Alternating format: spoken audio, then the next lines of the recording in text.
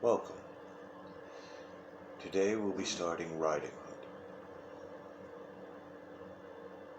20 miles outside of town, just before you hit the village limits, sits a dirty parking lot leading to Tip's Townhouse, a brown, shaggy-looking building with a weather-beaten sign supporting a lighted arrow that reads, Live Dancers, with a few of the plastic letters missing.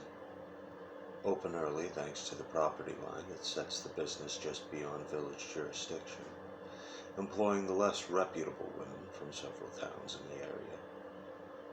This dusty lot smells of sun-baked spilt beer even in the evening hours. The windows are covered with posters of people who will never set foot inside. A drawing point in the late nights is mostly for truckers looking for a flesh fix before running their hauls to the next plot. A dirty secret hated by the stuffy churchgoers speculating a whore's haven or drug house. Bought for a song in '97 by an out-of-towner when the previous owner had been caught for tax evasion.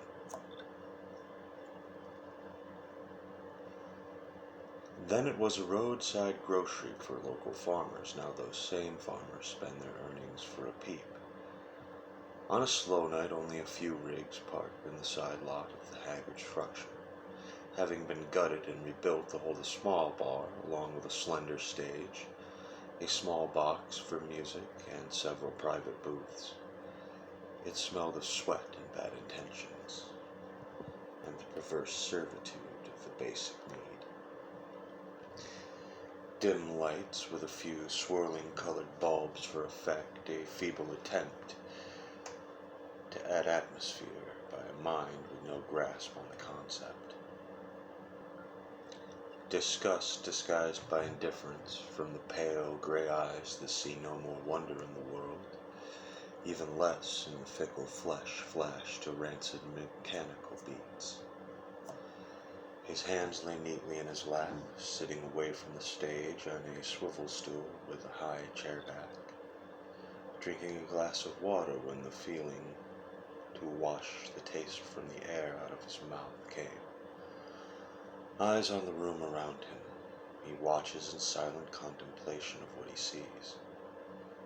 A witness to a room full of unfulfilled lives with unattained potential, making his flesh creep with the morbid pulse of maggots. Therein vermin, filth, devouring lines to further their grotesque existences.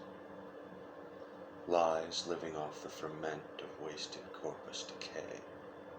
The stench of it was forcing a sense of regurgitation in his throat, keeping his distaste well hidden behind the emotionless expression. Only his eyes could give away his thoughts, while other eyes of hunger, as women parade their bodies before them for a few dollars, like capitalist whores teasing the menagerie.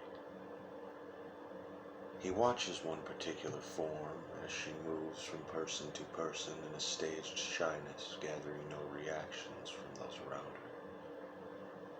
Frail, thin arms, a slender build, seemingly near starved. Her clothes hang off her frame slightly. Skin paled by abusive chemical addiction, not the genetic trait by any means. This is white, not merely a lack of melanin. The color stripped clear from her pores. As he watches, it's like opening the pages of her life as easily as those of an old used book, reading every horrible description that her soul would hide. When she nears him, he motions, the first movement anyone would have seen from him had they noticed his arrival at all. You look tired. A flat, expressionless tone to his voice. She stares at him in an understandable fashion, as he is a mammoth compared to her. Yet his voice is peaceful somehow. He turns the opposite chair so that she may face and sit him forward. She is half of him across, if that, from shoulder to shoulder, and he more than likely a foot and some inches above her. She sits as he seems to be welcoming. She can look straight to his chest, even though they sit at the same height of chair. More than half of his face is covered in deep shadow. Even the whirling lights do little more than glint a small glimpse at his face. She is sure in the first sightings that he is wearing a mask, as he has no expression. She can barely see his lips move.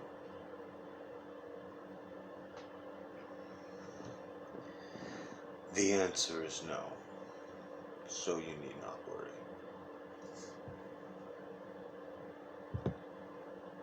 This statement very much out of place, as she had not asked him anything yet. Still, his prediction gave her some sense of relief, as she is not by any means comfortable being near him. He seems stiff and inhuman.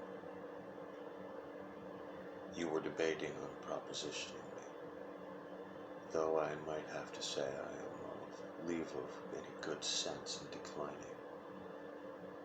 He continues, before she can ask him anything, faking a smile, staring into her eyes, an attempt at being charming with his odd manner, which is both polite and off-putting. Her eyes were something to be admired, without implication of makeup. They had flecks of green and speckles of gold, deep blue and rich dark browns. "You're scaring me," she says softly, looking away from him. His manner is upsetting to her. Perhaps the fact he is barely using any volume in his voice, yet she can hear him clearly over all other sounds. Looking into her, the cold of his indifference raising bumps upon her arms. His smile, though, it may be half-hearted. There's something in it. Something in it that warms her inside. "I'm truly sorry.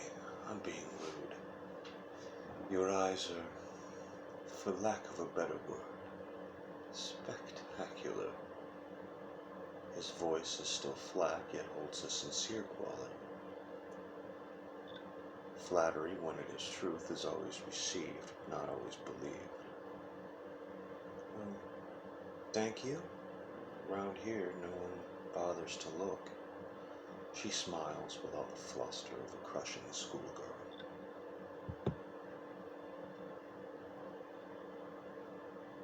That's too bad. Beauty is often wasted on those who cannot appreciate it. Everyone deals with debutantes of the disgraced. While she felt a certain amount of frustration regarding his manner, which is his intent, she feels both a growing comfort compiled with a level of fear. He could easily kill her, crush her skull, just by his sheer size. The set change gives a pause, a distraction, from his stare behind the shadows and the curtain of his hair. Yet still she can see his eyes clearly.